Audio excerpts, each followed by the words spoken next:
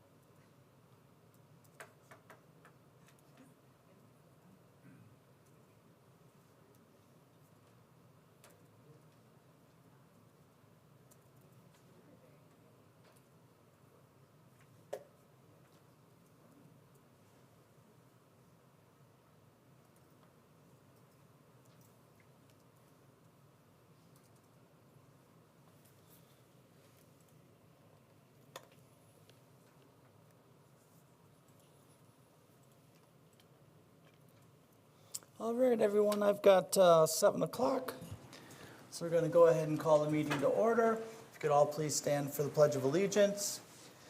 I pledge Allegiance to the flag of the United States of America and to the republic for which it stands, one nation, under God, indivisible, with liberty and justice for all.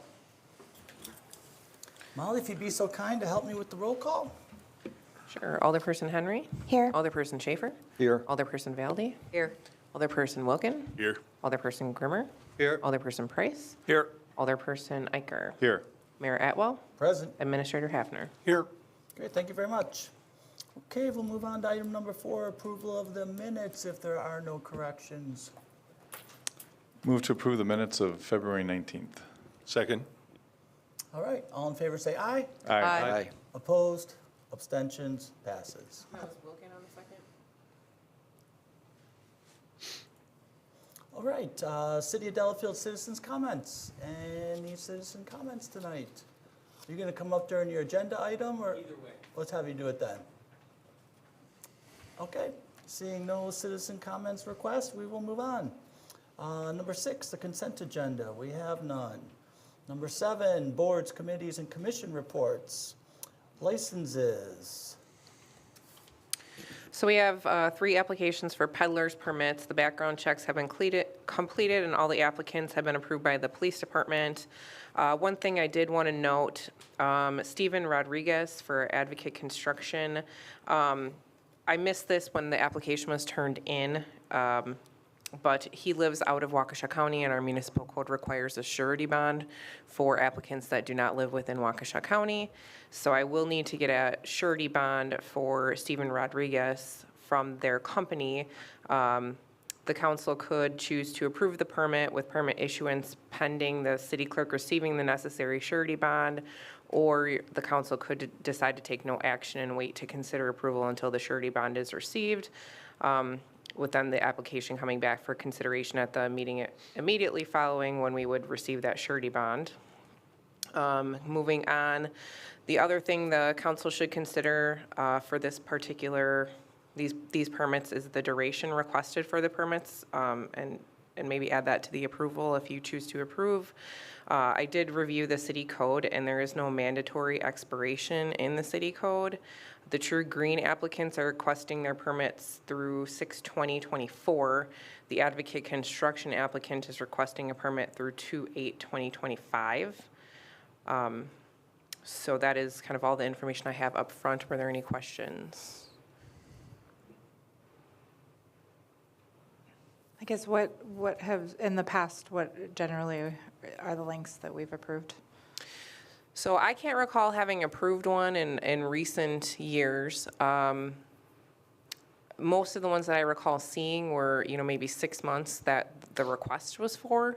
The ones that I've received as far as applications in the past, I have not received the surety bonds from those companies. So they provided all the applications and made payments, but then never completed that portion of it. But they were out-of-state companies on top of that. So this Advocate seems to be local as far as the surety bond and getting that would be. But yeah, I can't recall off the top of my head anybody asking for nearly a year. So, Yeah, these have typically been seasonal. yes. Usually it's like the True Green coming in the spring looking to do the spring weed killing, or the pest control people coming in looking to do the ant sprays for the summer, those types of folks. So What did True Green ask for until? they asked until 6/20/24, so Right, a well, few months. maybe we'll do this in 2. I'll make a motion to approve the 2 True Green peddlers permits through 6/20/24. So that's Lambricht and Morrison. Lambricht and Morrison, yes. I'll second that. All right, seeing no other discussion, all in favor say aye. Aye. Opposed, abstentions, passes. And I'll make a motion to approve Stephen Rodriguez for Advocate Construction through 6/20/24 pending the receipt of their surety bond. Second. All right, any discussion? Hearing none, all in favor say aye. Aye. Opposed, abstentions, passes. Great, thank you very much. All right, we'll move on to Planning Commission, Mr. Iker. Okay, many of you may have seen an email asking for, there's some clarity coming on items, let's see, BIA and BIB. So I'm suggesting we take no action on those 2 items and we move on to BIC, and that is for 41 West Cedar Valley Road. This is the applicant here was looking to split 2 existing lots into 3 lots. And I see that they're here. I don't know if anyone has questions for them, but I'll just suggest that Unfortunately, they're not going to have horses there anymore, so that's sad. But the split is in a way that provides existing residences to remain there and does not increase density of the land. If they did go through lots of iterations of applications and different things, they might be able to figure out a way to get more houses and that. And what they're doing seems like a very, very appropriate use of the land and very respectful of their neighbors. And so the Plan Commission was unanimous on their recommendation for approval. So I will do the same and move to approve the CSM for DELC 0795-982002. Second. And I'll just add, it's fully compliant with the code. Is there any other discussion? Hearing none? All in favor say aye. Aye. I have Schaefer on the second. Is that accurate? That's fine. Opposed? Abstentions? Motion carries. Thank you. Okay, we'll move on to Lake Welfare Committee. Well, I'll just say too, we have a Plan Commission meeting this Wednesday. Oh, okay. And there's two public hearings. One is about updates to boathouses and approval, and one is about existing non-conforming structures and what your ability is to renovate them. So if you're interested in either or both of those, please show up and weigh in. And aside from that, that's it for Plan Commission. Thank you very much. All right, we'll move on to Lake Welfare Committee. Mr. Price. Lake Welfare did not meet this month. Okay, moving on. Park and Rec and Tree Board. Mr. Schaefer. No meeting, no report. Moving again. Public Works Committee. Mr. Grimmer, you got something here. I do have something. We've got the 2024 Street Improvement Program. Was unanimously awarded to Wolf Paving in the amount of $611,709.90. That includes the alternates there of night work along Milwaukee Street and Dobkins. And I will make that motion to approve. I'll second. All right, is there any discussion? Hearing none. All in favor say aye. Aye. Opposed? Abstentions? Passes. Motion carries. Okay, down to F, Delahart Commission. Mr. Hiker. Yeah, our next meeting is tomorrow, Tuesday the 19th, and we are going through our audit of our financials, and everything looks good. And we're still nearing, well, by fall, we'll be completing the latest plant upgrade. And I'll ask the general manager to come in for a summary of how that went and what good it's doing for Delahart customers and the environment. Aside from that, if you're interested, stop by Delahart tomorrow.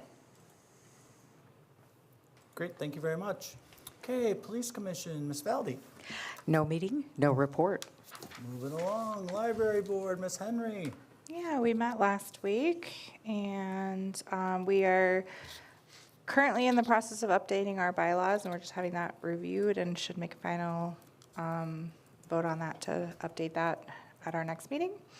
A couple things, the Culver's fundraiser is March 26th from 4 to 7 in Wales. If you stop by there, those they will donate to the library. And then also the solar eclipse is on April 8th, and there are glasses available at the library for free, a certain number, and only while supplies last. So if you're interested, go by there and get them before they run out. And there will be like 89% coverage here, just in case you're wondering. It's not totality, but it's pretty close. Right, yeah, I'm going to. Get your glasses, right? I already have mine, yeah, and I'm going to Indiana to be there for the totality, so.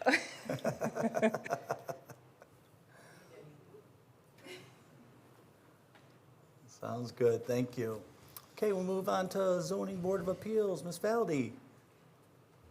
No meeting, no report. Okay. Promotion and Tourism Commission, Mr. Schaefer. No meeting, no report. Okay. Lake Country Fire and Rescue Commission, Mr. Grimmer. Well, that's me. I refer you to the agenda posted on the Lake Country Fire website. Lake Country Fire and Rescue Board, Mr. Grimmer. Next meeting is on Wednesday, 5 p.m. at our downtown Delafield station here. 5 o'clock. Great, thank you very much. Deer Management Committee, Mr. Wilkin. The committee got together on Saturday, March 9th, and moved a few of the stands that were in the brush pile location, based on recommendations that we had gotten from the town of Delafield committee that had come and taken a look at it with us. We would ordinarily meet tomorrow night, but that meeting has been canceled, and we expect to do some work in the Lois Jensen Preserve probably in the April timeframe. That's all I have. Sounds good. Thanks for keeping at it. Okay, we'll move on to unfinished business. We have none. Number 9, Mayor's Report. Confirm appointment of Mark Beerley to the citizen member position on the Police Commission, vacated by Michelle Dio. Term to expire 04/2028. I'll move to accept the appointment of Mark Beerley to the Police Commission. I'll second. All in favor say aye. Aye. Opposed? Abstentions? Passes. Okay, we're moving on to new business, number 10A, discussion possible action regarding ordinance number 828, an ordinance renumbering and amending certain sections in chapter 48 of the municipal code related to the use of golf carts in the city of Delafield as proposed by Mayor Atwell. So just have some brief comments to start out with, and then just hoping to get input and questions, and I'll do my best to answer them. You know, basically I view this as an amenity, like paths that improve neighborhood connectivity and allow neighborhoods to better enjoy their environment. This isn't something that where there's hundreds of golf carts in the city of Delafield, but it's something that those people in those neighborhoods where the speed limit's 25 miles an hour or less can use this as another way to enjoy their neighborhoods. For example, maybe on Halloween might be an example where they would be highly utilized, for example, as well as just every day or every weekend type use. Dozens of communities in Wisconsin near our size have golf cart ordinances today. The two closest to us that I can cite as examples are town of Oconomowoc and the village of Oconomowoc Lake. Our ordinance is simply a cut and paste from other successful ordinances in other communities in the state of Wisconsin. So 97% plus of what you see in the document in the packet here is just copy and paste from other municipalities that are using these same rules to manage golf carts in their community. So we're not reinventing the wheel here. We're really taking something that's been successful other places and trying to allow it as an opportunity to people to better enjoy the city here in the city of Delafield. The police chief has reviewed the draft. He made some small tweaks to the ordinance, and he's very supportive of the version that's in front of you. He has no concerns with how it's written. He likes the fact that when you drive a golf cart, you have to follow the same rules as any other vehicle on the road. If you are drinking and driving in a car and are subject to that enforcement and penalties, the same thing happens to you on a golf cart. It's not any different. So he's, again, supportive of it. I'm sure if something were to come up in the next year or two where he had an issue of some type that he thought the ordinance needed to be tweaked for better enforcement, there's no reason why the ordinance couldn't be tweaked to accommodate the request that he would have. Molly plans to operate the annual sticker registration just like she does for the Bleecker Street. The main purpose of the registration that other communities include that in their ordinance is, one, to make sure we verify that the golf cart owner has liability coverage for the golf cart. And it's also to keep a list of people in the city that are using the golf with a permit that would obviously be available and accessible to the police department if they were to need it. Based on my unofficial survey, I'd estimate that we have at least a couple dozen golf carts currently in the city of Delafield that are scattered in various districts. I think if this amenity was made available and it was legal to drive golf carts in your neighborhood community on roads of 25 mile an hour or less, I think there's a likelihood we'd get more. So that's kind of the summary why I brought the ordinance before you. I think it's a fun ordinance. I think it helps make the city of Delafield unique, just in another additional way. So for those of you that have had a chance to read through it, if you have any questions about it, I'd be happy to try to answer them for you. I don't necessarily object to the ordinance. I just was wondering if the description of a golf cart, how that would an ATV, how could an ATV not be included in this description? Yeah, so in the definition under golf cart, it defines golf cart as a four-wheeled vehicle, and it specifically calls out that UTVs and ATVs are not golf carts. Oh, thank you. I see that now. Kent, what would be the penalty if somebody would drive it on a road that was 30 miles or 35 miles? Is there a penalty in the ordinance somewhere? Yeah, there is. So the first line would be any kind of violation that you would get in a car. But if there's a violation, for example, there's things in there that say you need to be seated while the golf cart's in operation. Typically, that's, in my mind anyhow, that's not something you would have for a car. So there is a separate citation process for those things not covered by state statute that we have as rules in the ordinance now. The police department would write those citations, and the ordinance currently says they can be from $50 to $100 per occurrence. And it also gives the police chief, if he has habitual people, to be able to take away, or if that's the right word, the registration. So if they're causing problems with the golf cart, you take away their ability to get the sticker, and then they're not allowed to do it anymore. Not allowed to use a golf cart. Would a golf cart be permitted to drive on the sidewalks that we put in? No. It's It's only for the specifically road. listed in there that golf carts are not allowed on separated paths. Golf carts are not allowed on sidewalks. Okay. I think the fact that police chief is okay with this was a big factor in my review of the whole thing. And the insurance, we've got the insurance requirement covered, because a cart can do just as much damage as a car in the wrong hands, so those are the two big ones. And I will say, you know, when I went over to see the police chief for the second time to talk to him about it, he had brought up a whole bunch of ordinances within the state of Wisconsin as well, and had been reading through them. So when I came in for the second time, he was prepared. He added a lot, I think, Ken, to this. I saw a draft. There's a lot added in here by the chief, isn't there? Or no? Not really. No? I mean, what he really wanted, and this is the best of my recollection, he just wanted to clear that state statutes for cars applies to golf carts. He was also concerned about multiple people on a golf cart and not in a seated position. And so one of the things he said, if golf cart, you know, where the bags go, if two kids are riding on the back of that thing, technically they're seated, which is what most golf cart ordinances say, they must be seated. He said, well, that's seated, I can't write them a citation for that. So we tweaked it to say padded seating. Okay. And so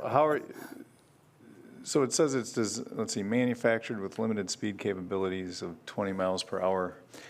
I'm assuming if it exceeds that, it's still got to deal with the 25 mile an hour speed limit. Yeah, yes, that's correct. Because I know I've been around, I mean, you get different batteries. I mean, how they're designed and manufactured might be different than how they end up on the road. So they're very still well could subject to the happen. speed limits and. Right, so they have this, again, the same rules as a car. If they're exceeding the speed limit, they get a citation just like a car. Hey, Kent, the one question I had, at least I haven't seen it so far reading through it, where does it say that you need to wear a seatbelt? Most golf carts don't come with seat belts. You can buy newer ones with seat belts, and it's usually an option. It's kind of like the 1960s cars where they're available, but they're a choice. So because there's some gray area there and there's really no containment in the golf cart, some municipalities, I would say a minority of them, have seat belts in there. Most do not.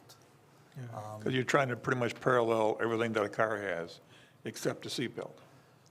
I just Except the know s- down in the villages in Florida, there's Yeah. thousands of golf carts. Yeah. And they have the same ordinance, but they also include the seatbelts. Okay. So when they go to the dealers, they say, okay, give me the street package. And they put all the stuff on, including seatbelts. Yeah.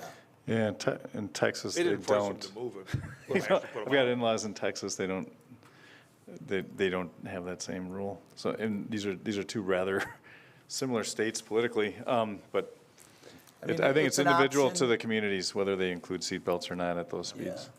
I think if the chief thought it was a problem in the future, he'd come and say, hey, we should probably change that ordinance to require seatbelts. And I don't see any reason why some future council wouldn't take that advice and go ahead and do it.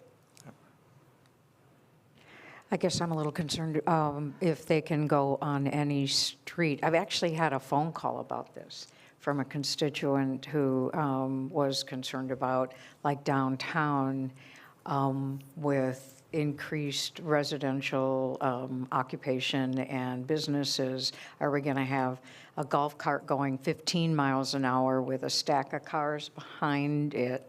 So I wanted to make sure I brought that up for my constituent. And I'm, on the one hand, I totally get this because I think there aren't that many. And there are lots of rules. I am uncomfortable personally with the lack of any kind of seat belting or restraint. One little bump and you're going to topple over that thing. And I don't know. It just makes me a little nervous, that's all.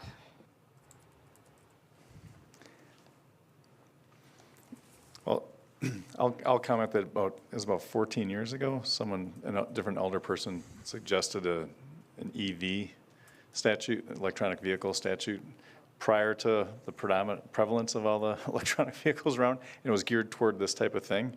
And my basic question was, why would we add rules into our code without, who's pressing for this? Who's got one? Who wants to use it? And the answer was nobody. Now we know at least one person has a golf cart that wants to use it on the streets, but there's probably a dozen or so.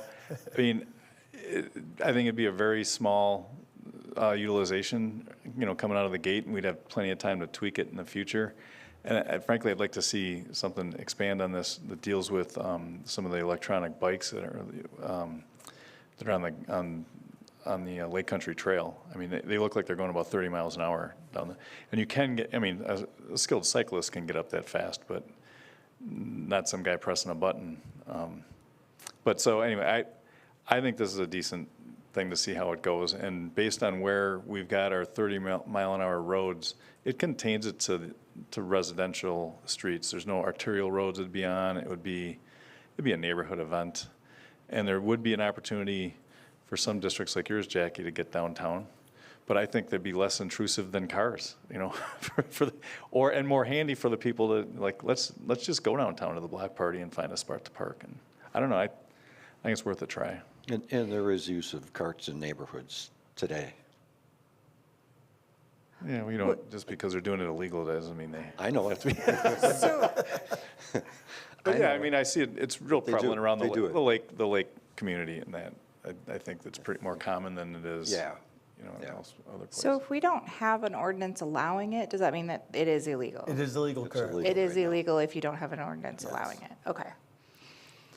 And I do get that primarily this is used locally, and it's not meant to be like, let's tool around Delafield in our golf cart. I So- get that. We kind of did something similar years back with fireworks, if you remember, where, people are doing it anyway. It's like, the people that were actually then in a huff about it, it's like, there's no way to do it legally, so we have to break the law. So we gave them a way to do it legally. Rarely does somebody do that, but there is a way to do it. There's a list of rules here now that are going to be on the radar, so that at least the police have guidance to point them to and say, I don't know. I like the more robust version, Kent. I don't know who gave the feedback. Maybe you built it up over the last few weeks, but adding a lot of the things about the seating capacity and then and child restraint laws, it makes it palatable to me. Well, and I do like the single file right side of the road. You know, I think it's important. I read this thing. All right, well, I'll make a There's- motion to adopt ordinance number 828. I'll second. Numbering and amending certain sections of chapter 48 of the municipal code. I'm I'll going second. to move to amend it slightly in two different, I guess I'll make it two different motions. One, section 4816D as in dog 6. Headlamps shall be illuminated while operating a golf cart from dusk to dawn. I would propose removing the words dusk to dawn. Let them use the headlights all the time. 'Cause it's a smaller vehicle. Daytime running lights aren't going to hurt. It might help. And I do get heartburn thinking about carts on the road at night. I have heartburn thinking about carts on the road at night. In the interest of getting some experience before we go too far with this, I would propose to add the words golf carts shall not be operated on a city road between dusk and dawn. And if we get some experience with this and things are going well, we can remove that. But just to err on the side of caution regarding public safety. So there's two As proposed the maker of the amendments. motion, I'd adopt your recommendation for having headlamps on all the time. On the caution side, mopeds and bicycles can run at night. They can run 24/7. I think you're probably way safer in a golf cart than you are on a bike, regardless of age. So, I don't think that's necessary to add the not running at night option, but I'll amend my motion to include the striking of the words from dusk till dawn in D6, if the second approves. That'd be you, Paul. You good with that, Paul? I agree to the second. You good with that, Molly? Yep. All right. Is there any other discussion? Hearing none, all in favor say aye. Aye. Opposed? Abstentions? Passes. Great. Okay, we will move on to 10B, discussion of possible action regarding the request for the Delafield Arts Foundation to waive the event permit fee of $50 per event for the 7 events in the 2024 Summer Concert Series. Jim, you want to come up? You'll have to excuse me about that. Had some surgery, so otherwise I didn't want to be disrespectful here. On behalf of the Delafield Arts. Jim, can you push Name the and button? address. Jim Ryer. Nope, push the button. The long button. Just in the center. There you go, yep, in the center, push that, and then it lights up green. Sorry, I didn't notice. Yep. That's okay. Name and address? Jim Ryer, R-E-I-H-E-R, 924 Lake Drive, City of Delafield.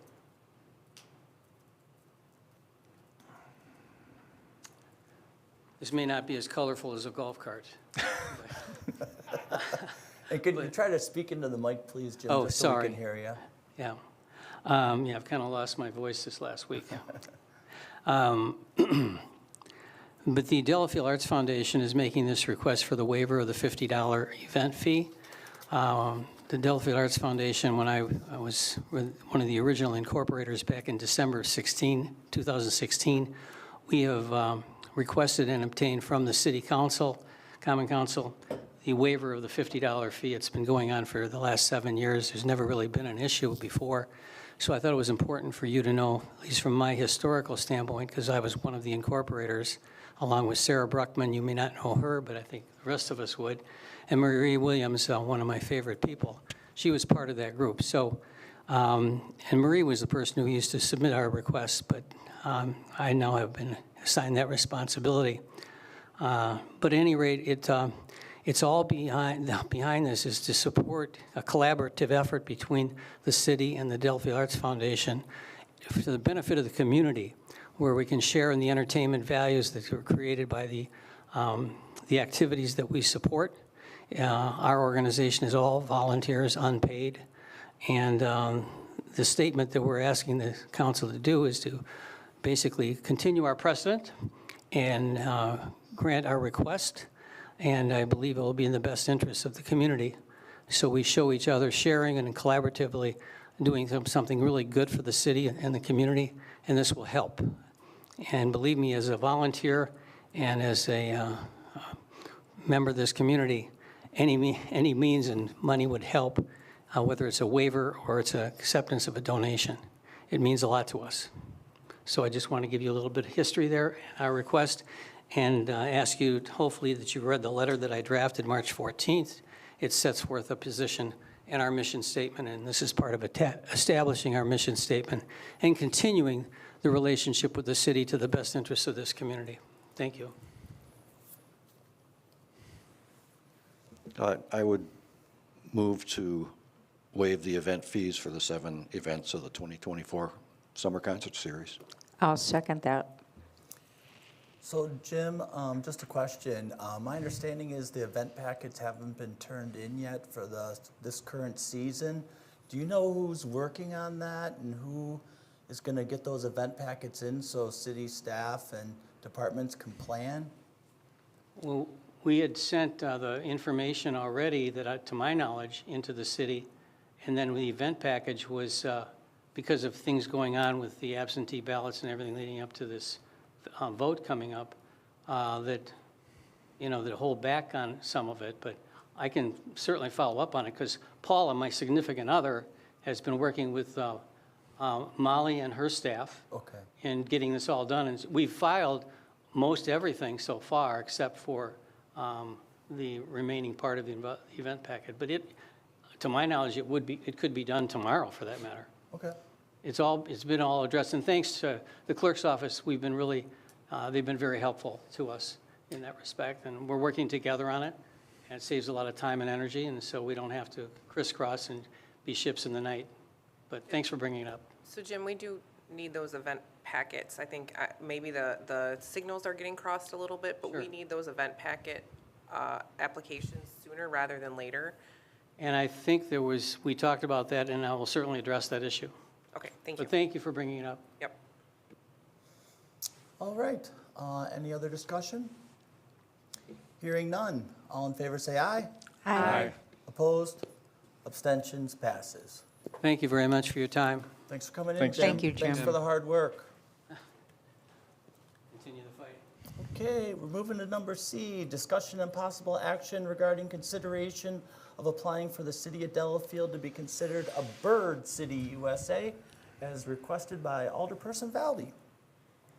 Thank you.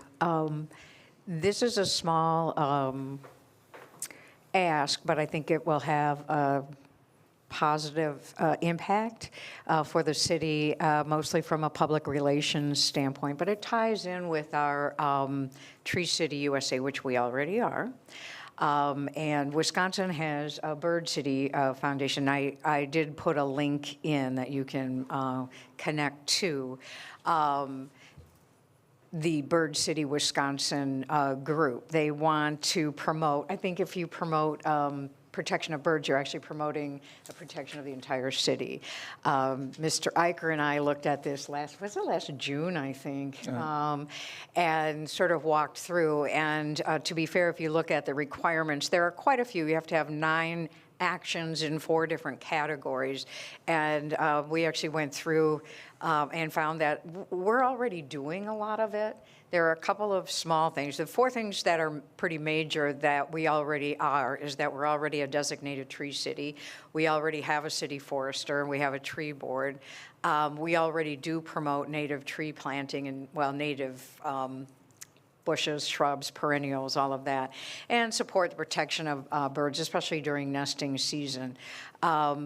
We have a sponsor, woohoo, Wild Birds Unlimited. I barely got the question out, and they were like, yeah. So that's pretty cool. And they know all things birds. And on the picture that I put on the slide, those are birds that are always at my feeders. It says, I'm just that nerdy. You got a wren, you got a black-capped chickadee, your favorite cardinal, and my very favorite bird, bottom left, is a black-eyed junco. They're so cute. They're going to leave us pretty soon because they go north in the summer. We do need, one of the things that I'm going to ask the council to consider is that we put a link to the Bird City, Wisconsin website from our website. And that's certainly something I don't have the magic powers to do. It simply links to Bird City, Wisconsin, and explains what it's all about. And we would need to do that, and we don't have to do it now until I get all the ducks in a row. And then there's a whole lot of language that I've attached that I promise you I won't read to you, but it just talks about all the things that you have to, sort of the hoops you have to jump through in order to be designated as a bird city. Like I said before, a lot of it we are already doing. There is an application fee, which is one I'm going to hit us up for, so a whopping $175. Is the sponsor going to pay for that? Excuse me? I haven't asked. It seems kind of cheap. It's so cheap. I mean, I can pay it. But anyway, I did want to bring this to the council, really to sort of get your input, your direction, and maybe even your support in our efforts to, as I like to say, many of the things that draw people to the city, the lake, the wonderful restaurants, the events that we have. This sort of just supports that a little more overtly. So really, that is what I wanted to share, and then look for maybe a direction from the council about the link from our website, if we can have that done. And I wouldn't suggest we do that until we get all the paperwork done, but to know that we have that. And everything else is pretty, I don't know, simple and straightforward. So that's what I have. So I got some questions. Yeah. Ooh.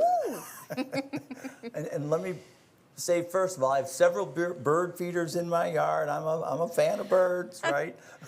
But I'm just, what does the sponsor, what does the value of having the sponsor do?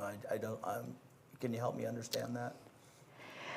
Well, I think it gives us, value of a sponsor would be to give us more support with their knowledge, and also some visibility in their participation. So I don't know that they necessarily are going to set up bird feeders, because that's not the point. It's more, I worked with some of my students on setting up, and you can do this anywhere, even in your own backyard, a certified wildlife habitat, to promote native species, fresh and clean water sources that you don't have to schlep out like I do to my bird feeders every morning. So a sponsor is someone who can give us guidance and maybe some funds or some other ideas about how we can promote native plantings and that sort of thing. Okay. And then I did read through the whole packet. Of course you did. You're such an A+ student. And I believe you when you say that a number of the things we're already doing. And Iker backs me on that. We looked at them together. There were a lot of things in there, though, that, and help me, but I was like, here's 9 things you have to do 4, right? And then here's another list where there's 5 things and you have to do 3, and then another list. I just would want to, I guess what I'm trying to say is I'd like staff's feedback on that. Wait, say what? It The just seemed last like there was a question. lot of things in there. There are. And there were different, I had a hard time putting it all together in my head because there were different groups, like a list of 9, and you have to pick 5. You need 9 actions in 4 categories, and it's the world of bureaucracy. Yeah. And so each category you have to look through, and it'll say, here are 4 options inside this category, you need 1. Or, and that sort of thing. So, I mean, I actually went through it, I printed it with a highlighter, like what do we have, and then sort of counted it up, because it can be daunting. Because I think if we're already doing them, it's a no-brainer. I would like, my suggestion is that we have staff take a look at it and just verify that we're already doing those. So that Absolutely. we know. Yeah, there are a what- couple things that we wanted to check with, like Public Works, one with the forester, and, but, we get busy with budgets and a few other things that definitely took priority over this. But I don't want to let it go either, and I'm happy to take the next step. I just wanted really that brought forward.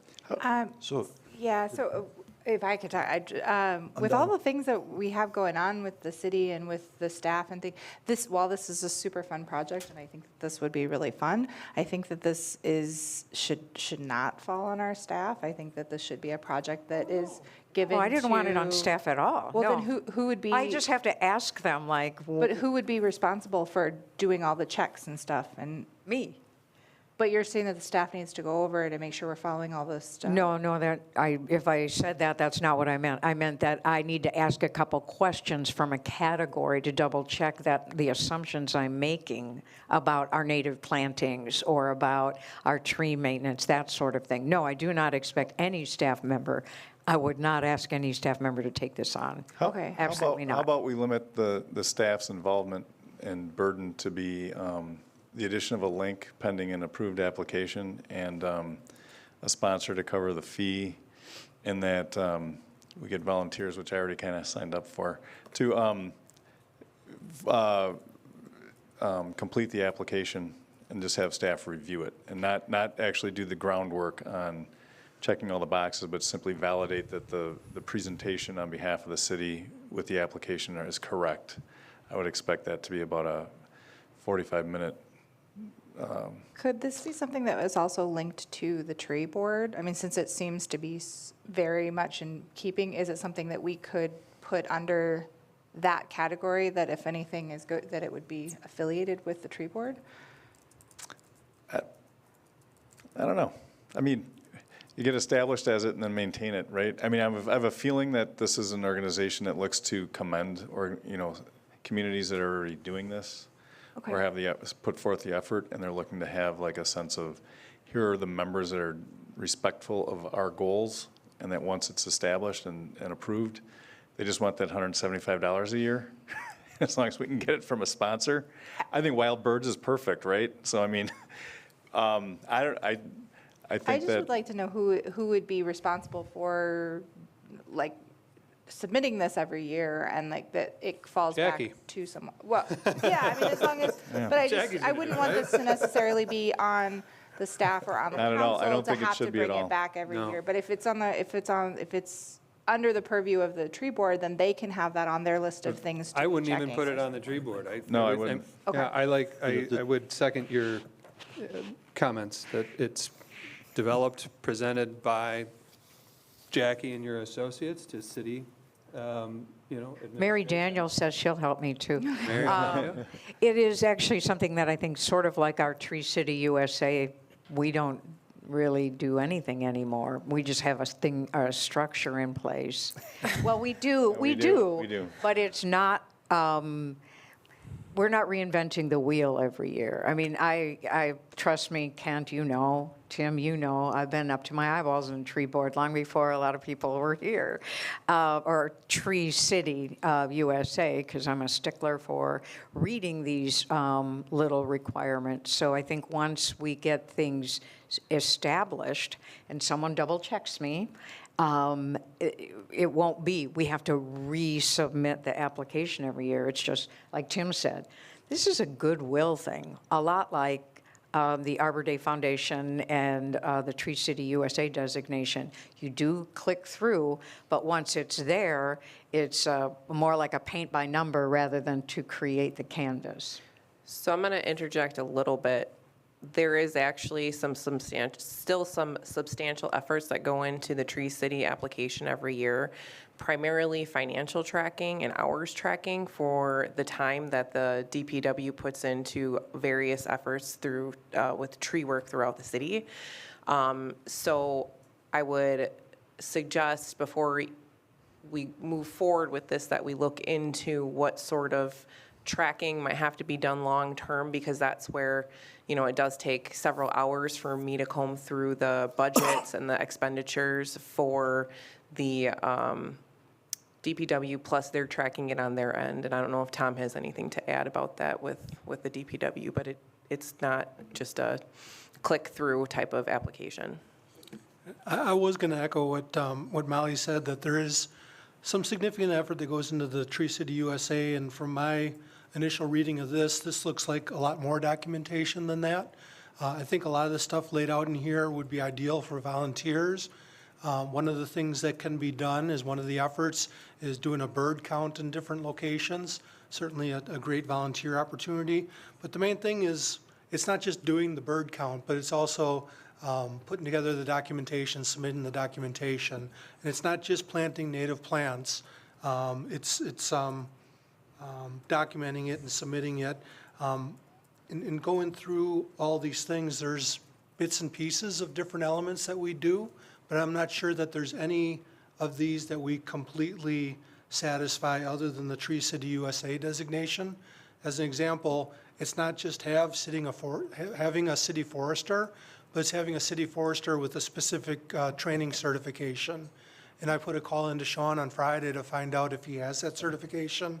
I haven't heard back from him yet or not, so I'm not sure if that's something that's going to be required or not.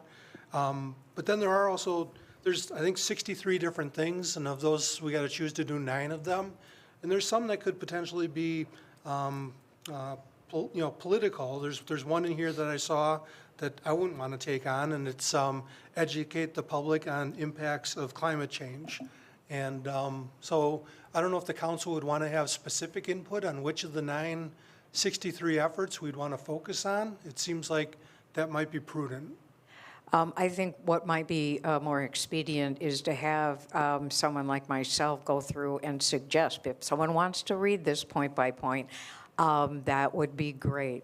I can tell you that like the bird count I do every year, and it takes 15 minutes one day, and you can electronically submit your stuff. Now, it demonstrate that your community is represented in at least one citizen science bird monitoring program. It is complicated. That's why I volunteered to go through the list and to do a lot of the basic legwork. I guess I feel like this would be something that is not an overwhelmingly daunting task. It is a lot here, but I think it ties in naturally with what we say we care about. Anyway, that's all. I would just want to say that I would be comfortable with it if the vast majority, near entirety of the preparation and validation occurs on a volunteer basis, and there's a not to exceed time limit on city staff of less than an hour. And if the preparation and validation ever fails any particular year, then we're not a Bird City USA anymore. I had similar concerns about staff burden with this. If you look at some of these, provide evidence of this, or prove that you're engaged in these programs, or do it educational, there's a lot of potential, a lot of time that I don't think we want city staff involved with. How about if we put this off until we have commitment from volunteers to cover everything, and have a plan that says we're going to meet these 9 requirements, and we have people to do that for us, so that the city doesn't have to provide, evidence that bird habitats have legal protection, documenting programs to establish natural lawns, prove that your community maximizes right-of-way space. We've got 2 of those. There's some pretty So I'm just saying, tasks I read there. through it. I think the next step, if you don't mind me, I'm sorry for interrupting, but I'm suggesting that that volunteers demonstrate that we've got a completed application, and that what's completed as far as meeting the criteria before it's submitted, staff reviews that to say, yes, this isn't going to take extra time from the city to just do what we're contending has been completed, and that we've got a sponsor for the application fee, And if it gets rejected, we either try again or don't, right? I mean, so I'm suggesting that the next step be, we simply kind of nod our heads and say, if we can pull this off without burdening staff by more than a very minuscule amount of time, Alderman Grimmer suggested an hour, that we process it, put the link on our website when we get a complete, approved application, and we put our little banner wherever it goes in our lobby or whatever. And then we figure out what if we're going to be Walleye City 2 next or whatever, but we just go, we just take them one at a time and see how many boxes we can check, right? Because there's a litany of other things we can subscribe to, but this is one that we're adding that I don't think there's been an addition in a long time. I think I'd like to point out too that as you read all these complicated things, you don't have to do all of them. There are 63 things listed. We have to do 9. That's a small percentage. So the ones that are, like, whoa, what the heck is that? Maybe we don't do that one. I mean, I like the KISS principle. Keep it simple, and I will try to keep it as simple as possible. And I will find volunteers. The 9 easiest ones. What I would like to see is I'd like to see, these are the 9 that we want to do, this is how we're going to do it, this is who's going to be doing it, and all that, and then we can vote. There, I have a hard time voting on it. Yeah, and that's what I was looking for from you all, is direction. I would like you to bring it back with a comprehensive plan of these are the ones I want to do, and these Top are, 10. Yeah, and then we can, then I would be comfortable voting on it at that time. I can do that. Does city staff feel good about that? Jackie, do you have a That sounds sense? great, yes. And how we're going to monetize it. What's our return on investment? First, we want to get the sponsor to pay $175. When people are walking through the neighborhoods and they hear those birds singing and they see the sand hills, and they're going to want to pay extra to live here. I will. Jackie, do you have any sense about how many of these requirements are already fulfilled? I mean, it's one thing to go through the menu and say, we're going to do this and do this and do this, but if we can go through the list and say, we already do this and we already do this. We had a sense that there were several that we're already doing, but we were looking for confirmation. So that's my next step, is to pick the 9 and then. I think we have it done. Yeah, I think we do. All right, are we good? Everybody good? Jackie, you good? I think so. Okay. Sponsor, 9 things, got it. Okay, we will move on to D, update regarding whether the city has any plans to adjust traffic patterns downtown, including pedestrian patterns with recent development as requested by Alderperson Valdy. That was actually me. Oh. I got Valdy on the agenda, so we'll say Price. Actually was Jackie at the last council meeting. I don't think so. I remember. Well, anyhow, I we'll get the remember report Paul. for one or both of you, whatever. They both, it's a hot button for both of them. Okay. This goes back to something I brought up for a future agenda item, I think in December, if I recall right. But I was instructed at that time to talk to to Art Bauman at the DPW and to see, for one thing, with the construction we've had downtown, there were several traffic studies down by the Hendricks people, I think. And Art at that point had not read through all that, so he said he would get to that. He finished it last week, and he sent me an email, which should be in your packets, highlighting what he thought would be the best traffic flow for the downtown area here. He looked at 3 things. One, keeping things as is with the 3 stop signs, eliminating 2 of the stop signs, then eliminating 2 of the stop signs and putting in a stoplight. From a traffic flow standpoint, his comment was the fastest movement of traffic would be 1 stoplight. But he's recommending that we would have 1 stop sign. He has some concern that people would, with the stoplight, might be racing to get through the yellow light and, increase potential, maybe an injury to somebody else, walking across the street. He said if he would be replacing any of the stop sign would come down on the sides. We keep the Main Street one that we have now. And then they would put in those little signs in the middle of the crosswalk that people have to bear to anybody walking across there. He filled me in back, I don't know, 10, 15 years ago, maybe even more than that, when the DPW gave a recommendation to the council at that time. There were some business people along here asked to have 2 stop signs added when the recommendation from DOT was to have 1 stop sign. They asked for 2 additional ones to slow people down so they could notice their businesses. Interesting enough, all those businesses that asked for that are no longer here. So that obviously didn't work all that well.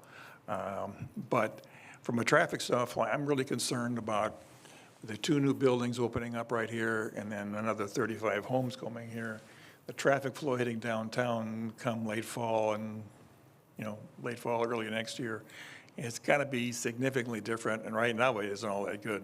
Many of the meetings, people are coming in, the citizens' comments, one of the many things they talked about when they were concerned about the homes being built was, the traffic just backs up on Highway C right, past St. John's, and that's not without the extra traffic. I mean, there's going to be a number of people working in these buildings, and when they pop out, come in at 8 o'clock and they leave at 5, with 3 stop signs. And I mean, he said it really doesn't make a lot of sense to have stop, and then go. I mean, on Wells Street, there's not even through traffic. It's a dead-end road. So he said 1 stop sign is more than enough to slow traffic down, but would have a considerable reduction in the redundancy of stopping and stopping. So Art wanted to be at the meeting tonight, but, this came up so fast. He settled it a couple of days ago and said, I can't make this meeting. If you'd like to discuss this further, I'd suggest that we maybe put her off until next month's meeting. So Art can, go through his considerations and the actual data from those reports. But as long as it was in the packet, I wanted to kind of give you a background on where he was coming from.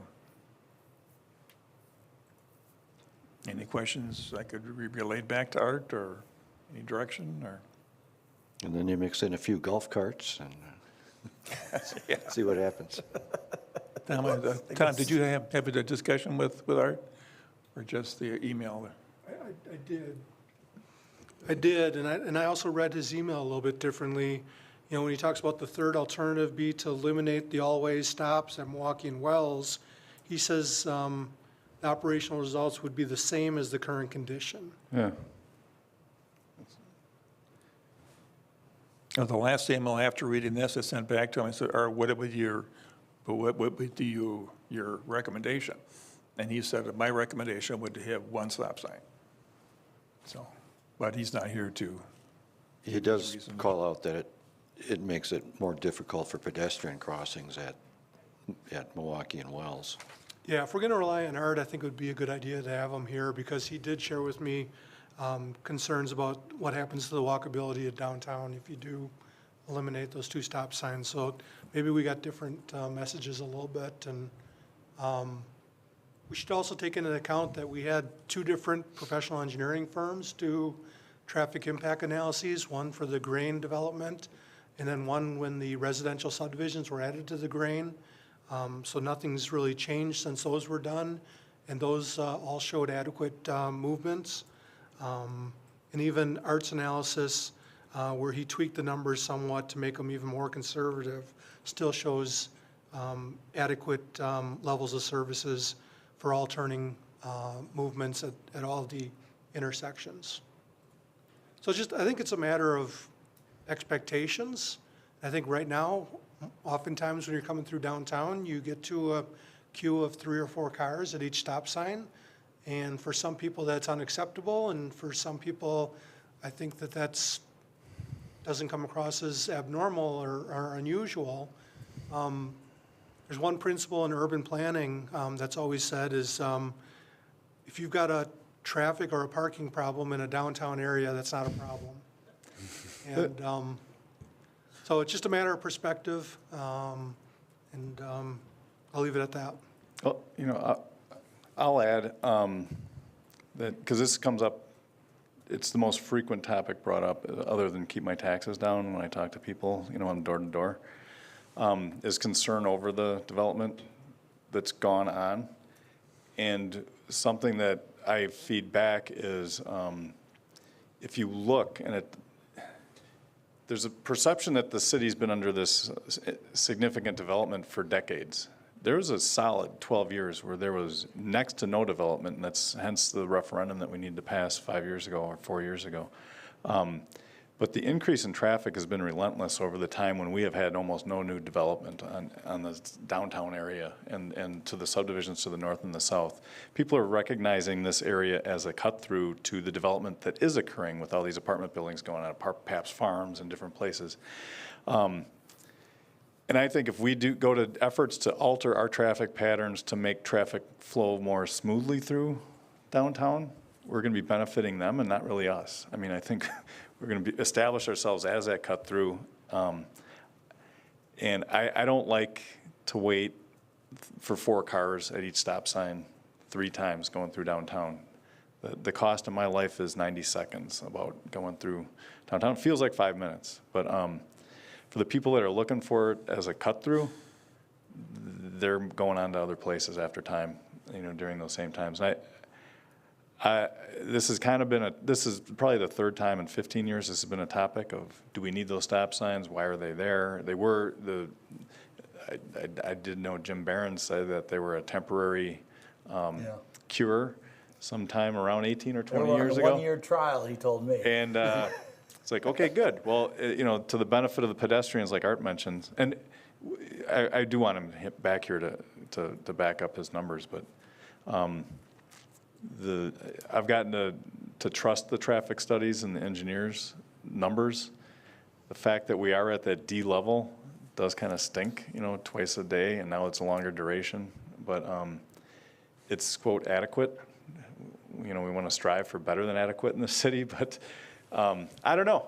I don't know where else to go with the traffic, right? I mean, I think letting people sail through on green lights might be a mistake to the people cutting across the road.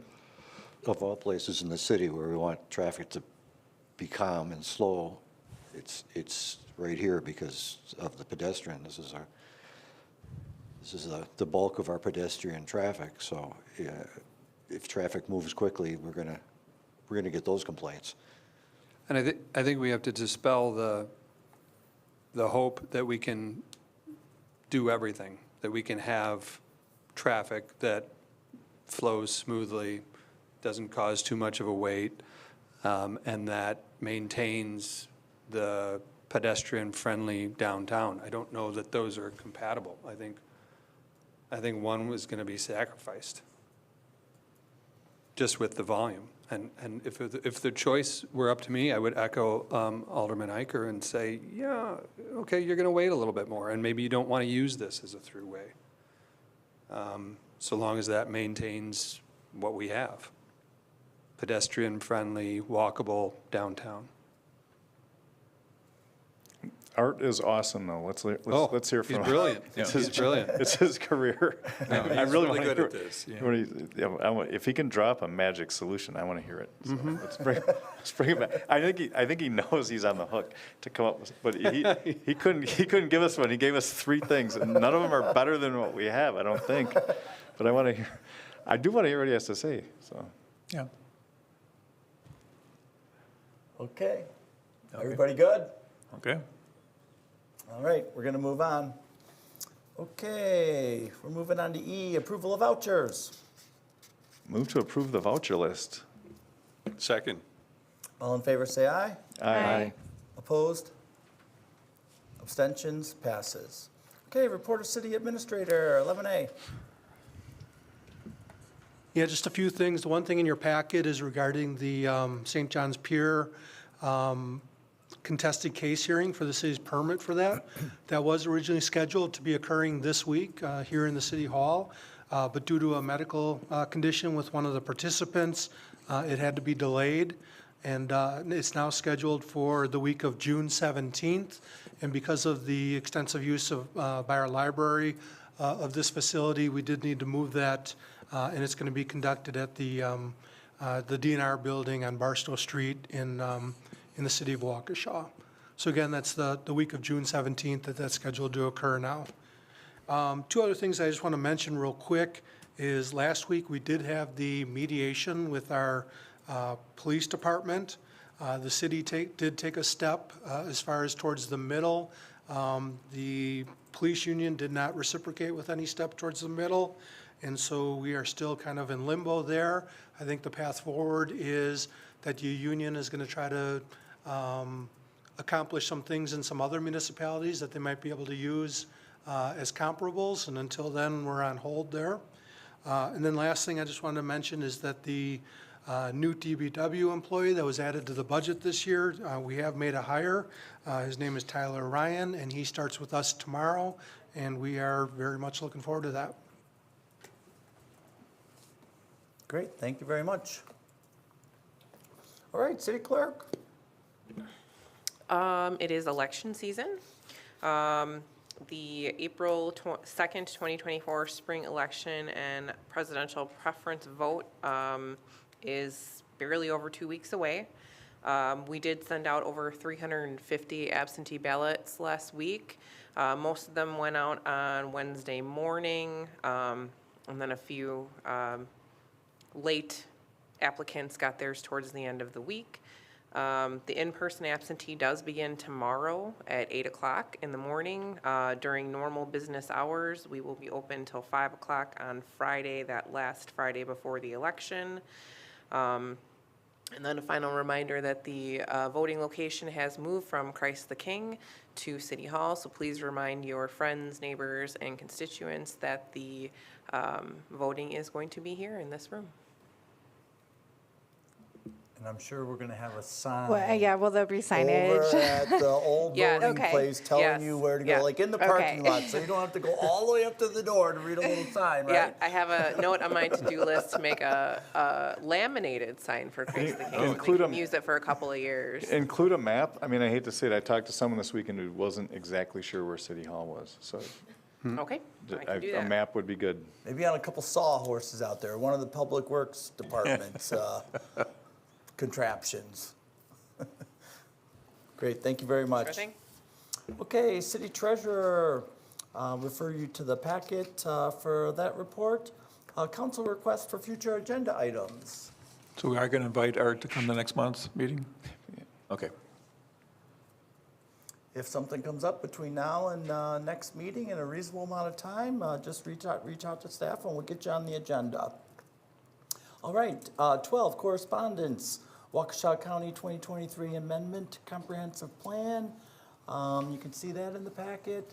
Town of Merton notice of public hearing to consider amendment to the 2035 Comprehensive Plan. And that's all that's there. Seeing no further business, we are now adjourned at